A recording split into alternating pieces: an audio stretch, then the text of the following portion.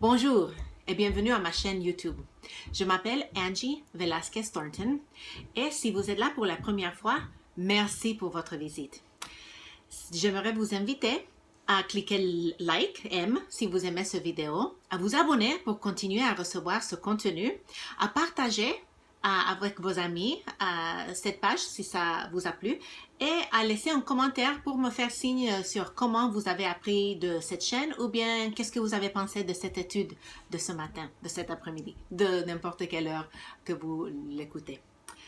Donc, nous sommes dans une série dans l'Évangile selon Marc.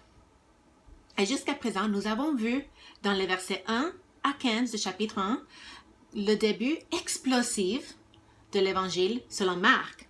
Puis, nous avons appris que Jésus a appelé ses premiers 4 disciples dans les versets 16 à 20 du premier chapitre. Et aujourd'hui, nous arrivons à notre troisième étude dans la chronologie de Marc, dans l'étude de Marc. Et nous allons voir 4 histoires qui ensemble consistent d'un seul récit, d'une seule unité littéraire.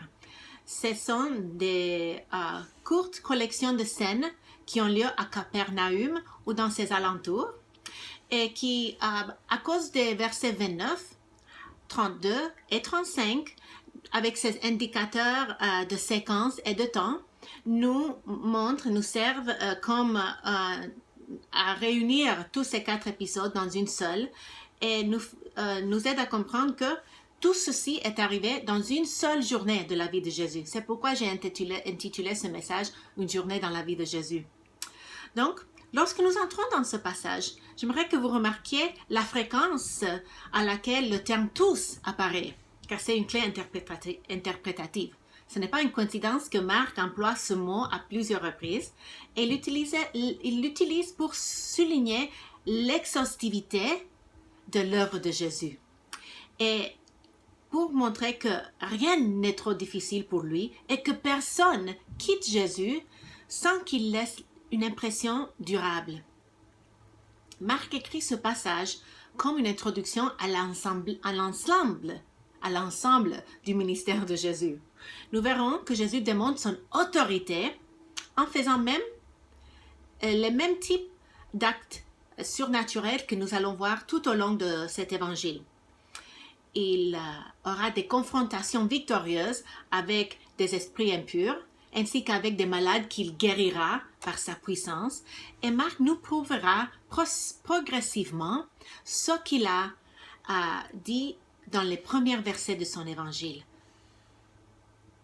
Car il a dit l'évangile de Jésus-Christ, le Fils de Dieu. Et il le prouve à travers chaque épisode que nous allons voir.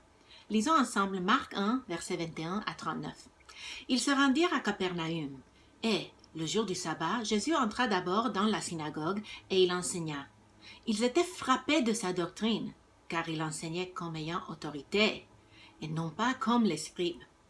Il se trouva dans leur synagogue un homme qui avait un esprit impur, et il s'écria, « Qu'y a-t-il entre nous et toi, Jésus de Nazareth? Tu es venu pour nous perdre.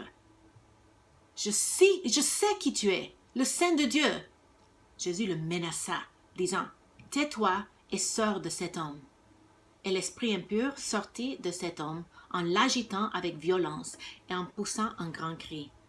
Tous furent saisis de stupéfaction, de sorte qu'ils se demandaient les uns aux autres, « Qu'est-ce que ceci? Une nouvelle doctrine? Il commande avec autorité, même aux esprits impurs, et ils lui obéissent. » Et sa renommée se répandit aussitôt dans tous les lieux environnants de la Galilée. En sortant de la synagogue, ils se rendirent avec Jacques et Jean à la maison de Simon et d'André. La belle-mère de Simon était couchée, ayant la fièvre. Et aussitôt on parla d'elle à Jésus. S'étant approché, il la fit lever en lui prenant la main. Et à l'instant, la fièvre la quitta. Puis elle les servit.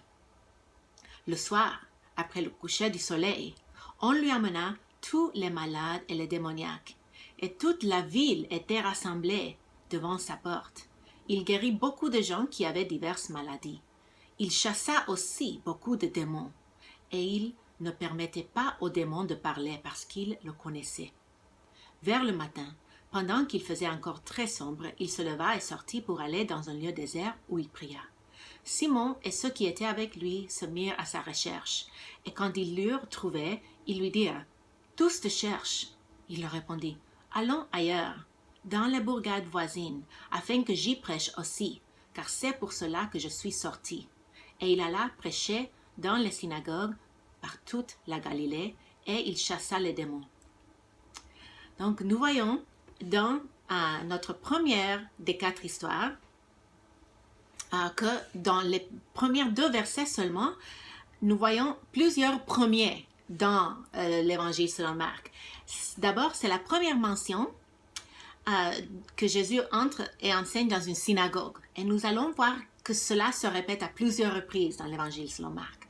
Puis deuxièmement, la première mention du sabbat, qui sera un sujet épineux dans le ministère de Jésus, que nous verrons aussi dans les études à venir. Finalement, nous voyons la première mention des scribes, qui joueront le rôle d'adversaires majeurs dans le ministère de Jésus-Christ, culminant avec la crucifixion de notre Seigneur.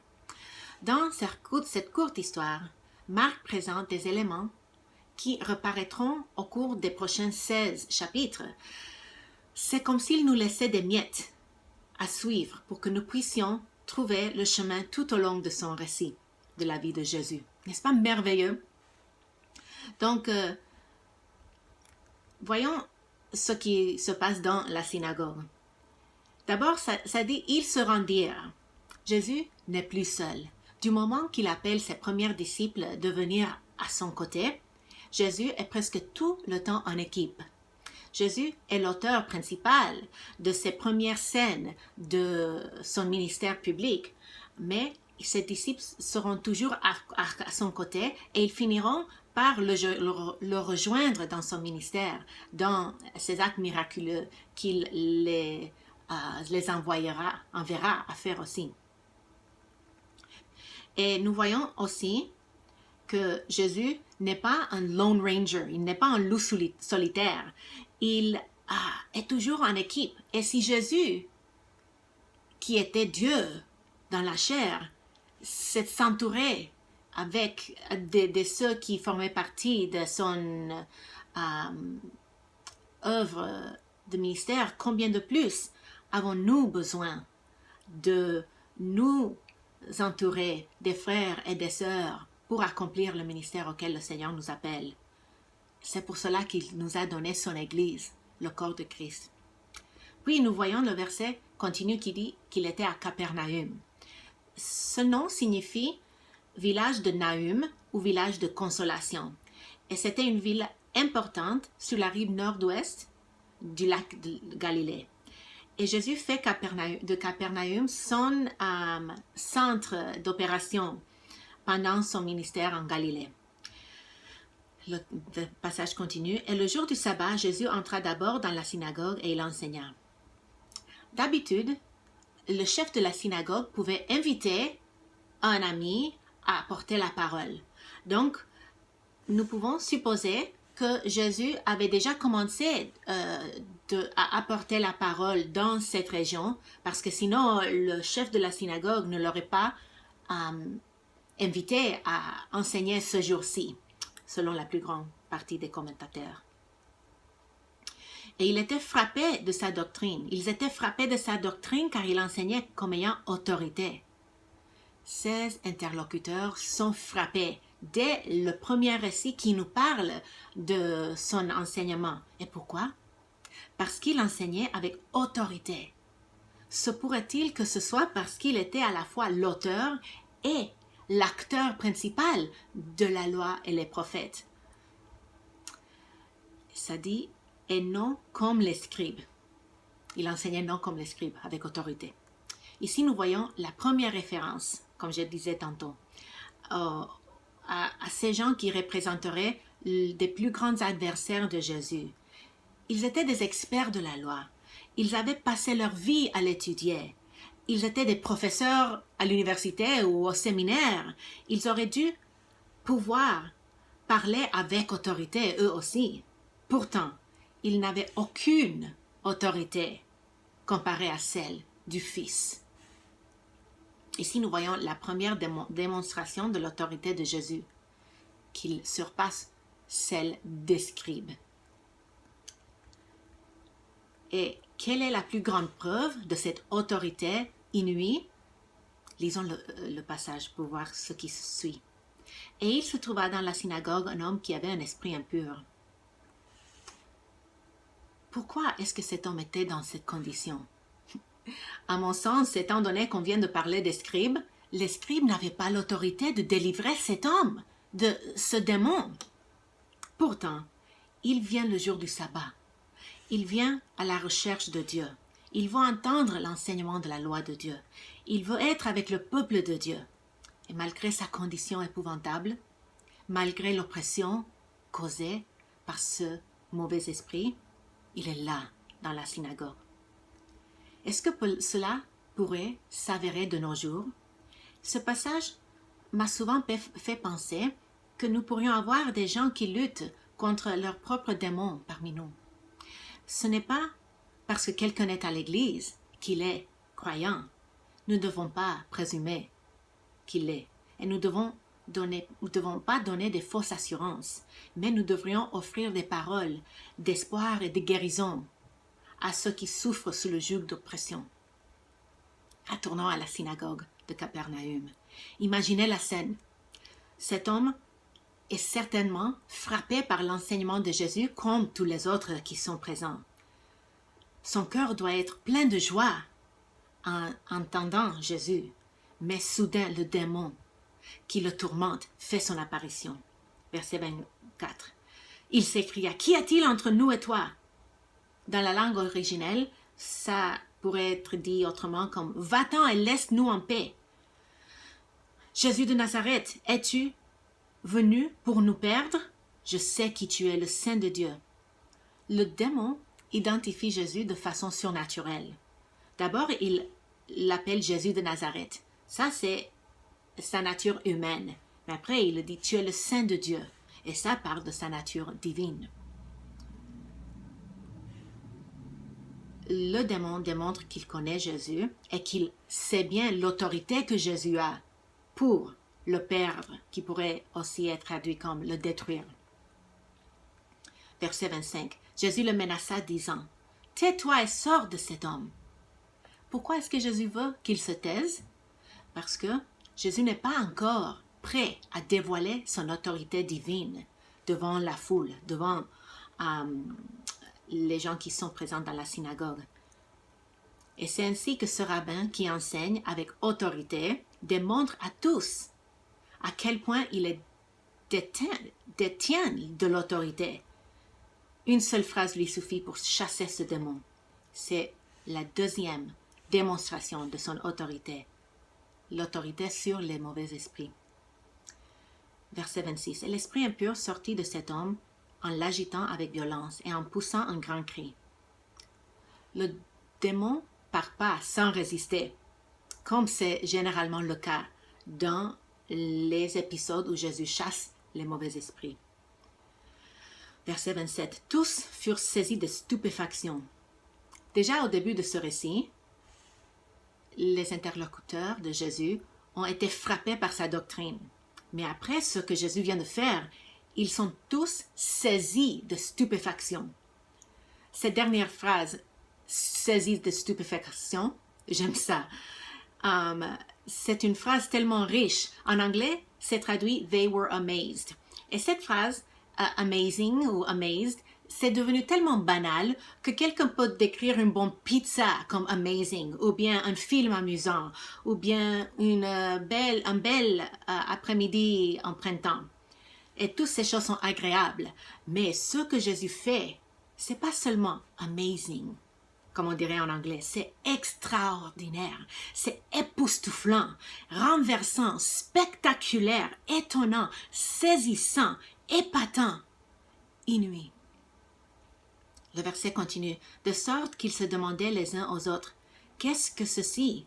Une nouvelle doctrine? » Les témoins oculaires de cet extraordinaire événement se mettent à parler entre eux. Et ce que je remarque, c'est que leur réaction est, il part du fait que Jésus fait un acte qui démontre son enseignement, une nouvelle doctrine, ils disent. Ça souligne le fait que ce miracle de Jésus n'est pas un fin en soi, mais c'est comme cela a comme but d'enseigner la foule, de démontrer son autorité et que cela justifie tout ce qu'il enseigne, avant ou après. Il commande avec autorité même aux esprits impurs et ils lui obéissent.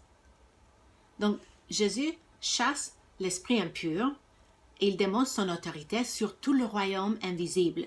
Cela atteste à tous de son pouvoir surnaturel, qui le distingue de tous les autres maîtres de son temps. Nous verrons dans l'histoire qui suit que Jésus, encore une fois, démontre son autorité, sur son pouvoir surnaturel, en guérissant la belle-mère de Pierre. Verset 29. En sortant de la synagogue, ils se rendirent avec Jacques et Jean à la maison de Simon et d'André. La belle-mère de Simon était couchée, ayant la fièvre, et aussitôt on parla d'elle à Jésus. Ici, nous voyons la première mention de la maison de Pierre, qui deviendra la base d'opération de Jésus pendant son ministère en Galilée. Ce noyau de 4 disciples rentre à la maison, et Pierre, on peut supposer, avec les autres, veulent prendre un peu de repos. C'est quand même, d'ailleurs, le jour de repos, le sabbat. Ayant déjà vu la puissance de Jésus dans la synagogue, peut-être à plusieurs reprises avant, ils ont l'assurance que Jésus est capable de faire quelque chose maintenant à la maison. Pierre fait connaître à Jésus le besoin de sa belle-mère. Donc, dans une société dépourvue d'antibiotiques et d'autres éléments de la médecine moderne, une simple fièvre pouvait emporter la vie. Leur inquiétude pour cette femme plus âgée est donc légitime et sérieuse. Verset 31. S'étant approché, il la fit lever en lui prenant la main, et à l'instant la fièvre la quitta. Nous voyons la facilité avec laquelle Jésus guérit. Il prononce pas une guérison à distance. Il claque pas les doigts pour déclarer la guérison. Jésus se rapproche de cette femme malade. Il la touche avec amour et compassion. Tout au long de ce passage, de ces 4 histoires, nous voyons l'amour de Jésus dans la guérison de cet homme affligé dans la synagogue, dans la guérison de cette femme, la belle-mère de Pierre. Et Marc ajoute un détail. Il dit, puis elle le servit. Quelle est la portée de cette remarque? A-t-elle pour but d'impliquer une position inférieure de la femme comme servante? Pas du tout. C'est plutôt que Jésus a complètement guéri la belle-mère de Pierre. Et elle n'était pas couchée, en train de se reposer parce qu'elle se sentait un peu mieux et que ça allait s'améliorer petit à petit. Non, son amélioration, sa guérison était instantanée et complète. Cela démontre aussi, le fait qu'elle se lève pour servir, démontre aussi sa reconnaissance pour Jésus, pour ce qu'il avait fait pour elle. Donc ici, nous voyons la 3e démonstration de l'autorité de Jésus. La première était l'autorité au-dessus des scribes, l'autorité sur les esprits impurs et maintenant l'autorité sur la maladie. Cela nous mène à la 3e histoire de notre passage. Le soir après le coucher du soleil, on lui amena tous les malades et les démoniaques, et toute la ville était rassemblée devant sa porte. La nouvelle de la délivrance du démoniaque a dû se répandre dans la région. Et imaginez le nombre de personnes qui sont dehors de la maison en train de faire la queue peut-être, qui sait. Le texte utilise un langage hyperbolique, ça dit toute la ville. Et bien que nous ne puissions pas connaître le nombre exact, nous pouvons être sûrs que la foule immense rassemblée et à l'extérieur de la maison vient avec des grandes attentes. Jésus est-il accablé? A-t-il dû engager des videurs pour se tenir à la porte et repousser les gens? Pas du tout, n'est-ce pas? Lisons ce que Jésus fait. verset 34. Il guérit beaucoup de gens qui avaient diverses maladies. Il chassa aussi beaucoup de démons et il ne permettait pas aux démons de parler parce qu'ils le connaissaient. Jésus a assez de pouvoir et d'autorité pour guérir et délivrer beaucoup, ça dit 2 fois dans le passage, beaucoup qui sont venus à lui. Et c'est justement ce que Marc veut nous communiquer, que Jésus n'a pas de limite, qu'il peut guérir tout ce qui vient à lui sans exception. Tout en le faisant, Jésus réduit à silence les esprits impurs, parce que Jésus n'est pas prêt à que la foule connaisse son identité, et ce n'est que plus tard qu'il la révélera à ses disciples et à son cercle élargi de disciples, et pas à toute la foule. Et n'oublions pas que pour ceux qui reçoivent un toucher de guérison et de délivrance, Jésus communique une chose avant tout, l'amour, comme nous avons vu tantôt dans la synagogue et à la maison. Voyons ensemble la 4e histoire. Vers le matin, pendant qu'il faisait encore très sombre, il se leva et sortit pour aller dans un lieu désert où il pria. Dans cette dernière histoire, nous voyons un côté très humain de Jésus. Jésus nous laisse très peu à imiter dans les 3 histoires précédentes, car nous ne sommes pas généralement capables d'accomplir les œuvres que Jésus accomplit dans ces histoires. Mais ce que nous sommes capables de faire, c'est de nous lever tôt pour trouver un endroit solitaire pour prier. Est-ce que pendant ce confinement, vous avez du mal à trouver du temps seul pour prier, pour passer du temps avec le Seigneur? Chaque fois que j'entends quelqu'un dire « Ah, j'ai beaucoup de temps maintenant que je suis à la maison dans ce temps de confinement », je rigole. Cette personne évidemment n'a pas d'enfants à la maison qui ont besoin de l'aide avec leurs devoirs. Ils n'ont pas des enfants qui veulent jouer avec maman et papa, qui souhaitent voir leurs amis et qui ont besoin qu'on les supplie pour le moment. Donc, je trouve que dans notre cas, en tant que couple, nous sommes plus occupés que jamais. Et c'est alors ce que nous vivons depuis le 13 mars 2020, quand le monde a changé pour nous en Amérique du Nord. Et pourtant, nous avons plus que jamais besoin de passer du temps avec le Seigneur, n'est-ce pas?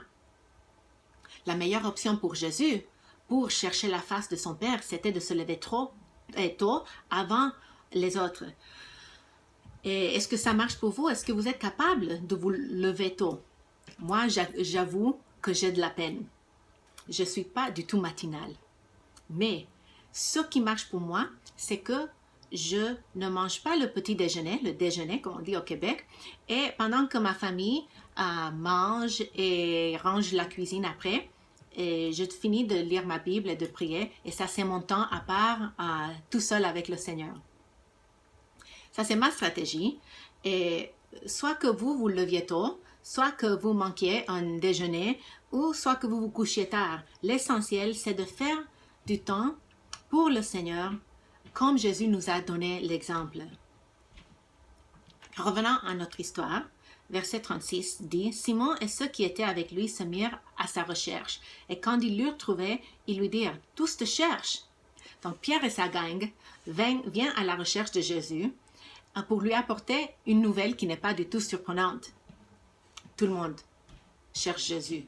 Parce que maintenant, imaginez-vous, la nouvelle de toutes les guérisons, de toutes les délivrances qu'il avait fait la veille, s'est répandue encore plus. Et il y a des gens qui veulent avoir cette même expérience avec le Seigneur. Et Jésus n'a peut-être pas eu besoin de videur quand il était à la maison, mais je me demande si peut-être Pierre et sa femme et sa belle-mère ne se sont pas sentis dépassés par la foule qui s'est garée à l'extérieur de leur maison très tôt le matin. Donc, quelle est la réponse de Jésus? Verset 38. Il leur répondit, « Allons ailleurs dans les bourgades voisines afin que j'y prêche aussi, car c'est pour cela que je suis sorti. » Cette mention de la prédication de Jésus reprend la description initiale de son ministère que nous avons vu dans les versets 14 et 15 du premier chapitre de Marc. qui disent « Jésus alla dans la Galilée, prêchant l'évangile de Dieu. Il disait « Le temps est accompli et le royaume de Dieu est proche. Répentez-vous et croyez à la bonne nouvelle. » Donc, pour revenir à verset 39, Jésus dit « il alla prêcher dans les synagogues par toute la Galilée et il chassa les démons. » Donc, ce verset de conclusion pour notre passage est un résumé aussi du ministère de Jésus en général. Et ça inclut qu'il prêche partout dans la Galilée et qu'il chasse les démons. Et par ces actions Jésus inaugure l'aube d'une nouvelle ère et l'éclatement de son royaume. Donc, en conclusion, aujourd'hui, nous avons visionné un aperçu d'un jour dans la vie de Jésus. Jésus enseigne et délivre dans la synagogue. Il guérit la belle-mère de Pierre dans sa maison. Il guérit tous ceux qui viennent à lui et il sort pour prier tout seul. Marc communique à travers ces 4 histoires un message central.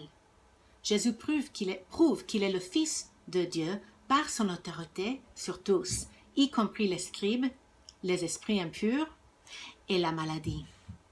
Jésus prouve qu'il est le Fils de Dieu par son autorité sur tous, y compris les scribes, les esprits impurs et la maladie. Est-ce que vous avez fait confiance au Fils de Dieu? Est-ce que vous avez déjà cru en lui? Est-ce que vous vous êtes repenti de vos péchés? Si ce n'est pas le cas, je vous invite à le faire maintenant. Et si vous avez déjà confié dans le Fils de Dieu, est-ce que vous vous êtes soumis entièrement à son autorité? Sinon, je vous lance le défi de lui donner toute votre vie parce qu'il est digne. Jésus prouve qu'il est le Fils de Dieu par son autorité sur tous, y compris les scribes, les mauvais esprits et la maladie.